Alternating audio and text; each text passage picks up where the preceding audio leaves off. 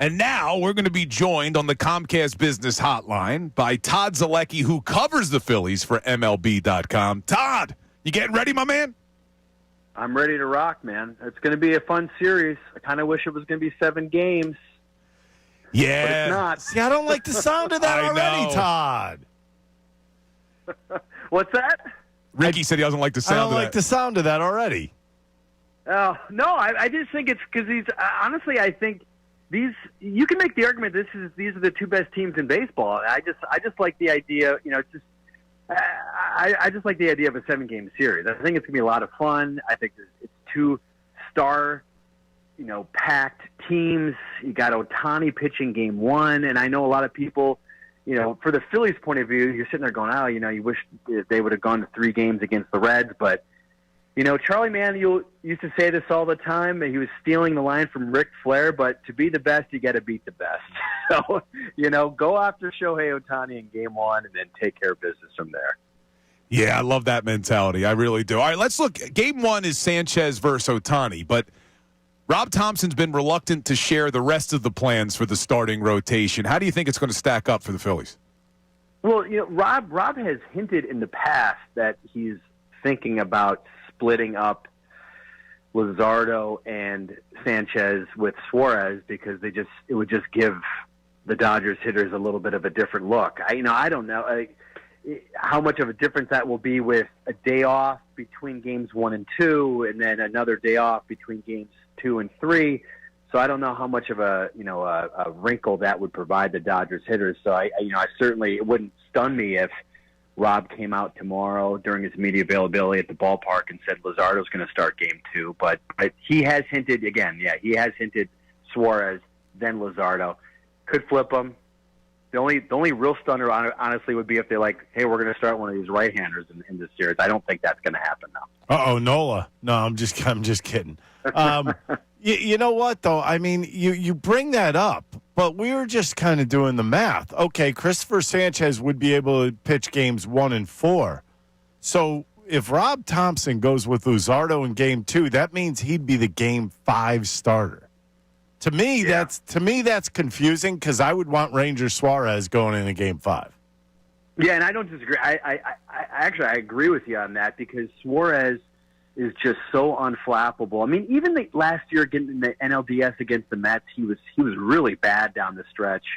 And even as bad as he was down the stretch last year, he was competitive against the Mets. And I guess what I'm trying to say there is he's pitched a lot better this season down the stretch.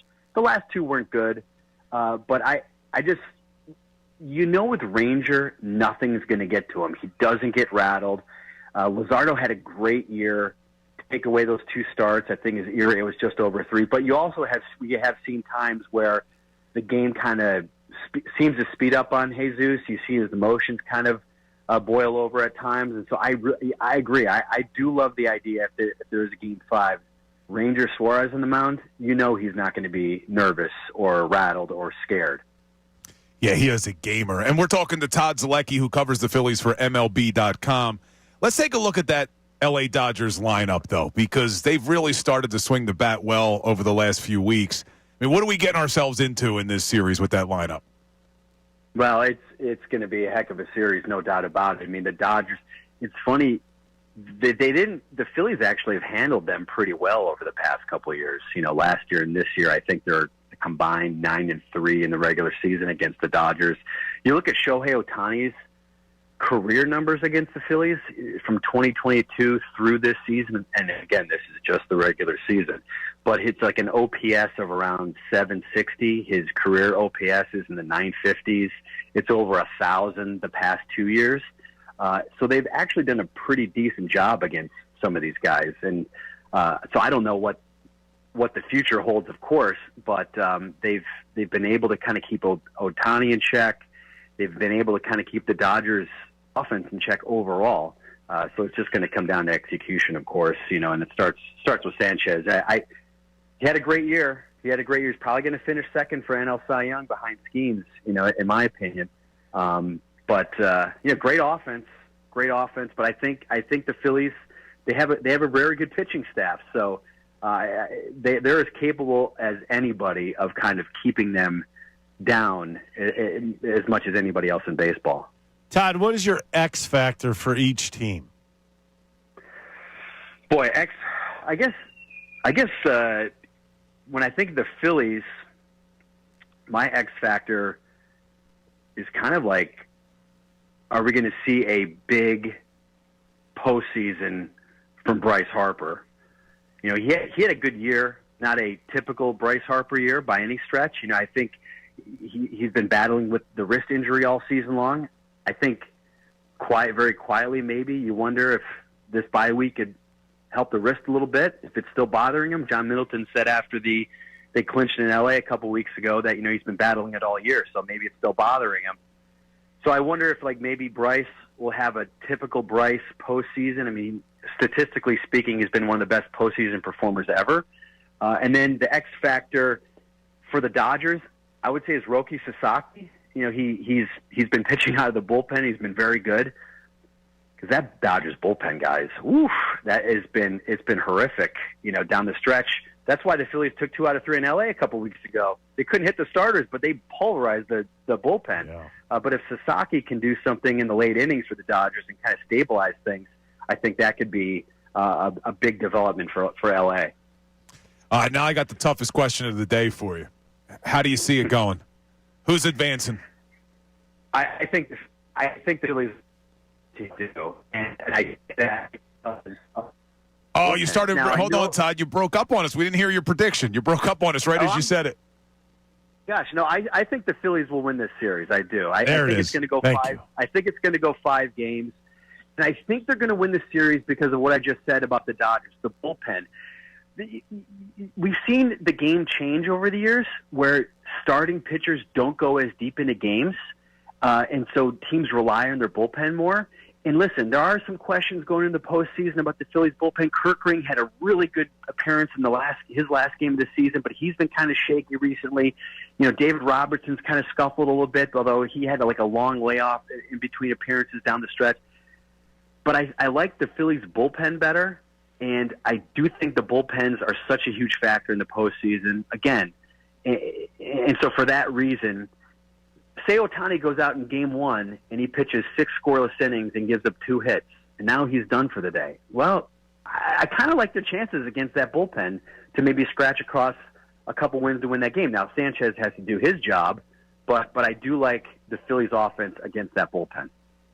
All right, there it is. That's what Ricky Bo's been saying too, Todd. That's what I like to hear. All right, I like that we're on the same page, Ricky. Yeah, I do. I mean, you know what, Todd? I'm not going to lie to you. I've had some doubts today go through my head, and I don't like it. You know why though? It's because you just saw the Dodgers crush the Reds. I think that is it. That team. You know, the Reds, they backdoored their way into the playoffs, not because they got on some 17-3 run in September. It's because the Mets absolutely gagged down the stretch and choked away their postseason berth.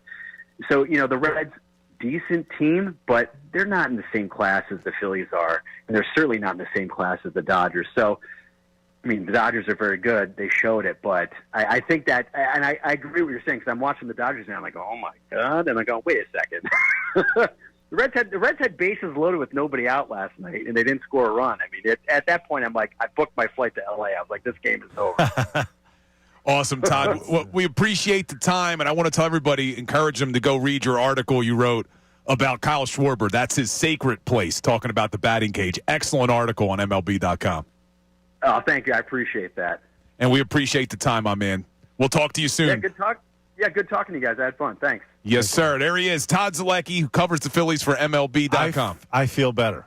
He made you feel better. Because I think, you know what, he brought up a lot of the reasons why I thought the Phillies would win, and it makes me feel better that it hasn't changed. You know what I mean? He's right. I think I overrated the Cincinnati Reds. What's up, everybody? It's Bill Colarulo from Unfiltered with Ricky Bo and Bill Colarulo. Thanks for watching. Make sure you're subscribed to our YouTube channel because we post a ton of content. It's not just what you hear on air. We're posting content all day long. We do some things before the show, after the show, even stuff during the show. So subscribe, like, do whatever you got to do. We got all this content coming to you every single day.